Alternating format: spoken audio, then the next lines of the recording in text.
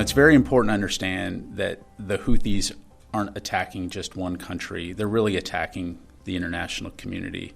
They are attacking the economic well-being and prosperity of nations around the world. So in effect, they've really become bandits along the international highway that is the Red Sea. And so the forces assigned to Operation Prosperity Guardian will serve as a highway patrol of sorts, patrolling the Red Sea and the Gulf of Aden to respond to and assist as necessary commercial vessels that are transiting this vital international waterway. It's a defensive coalition meant to reassure global shipping and mariners that the international community is there to help with safe passage.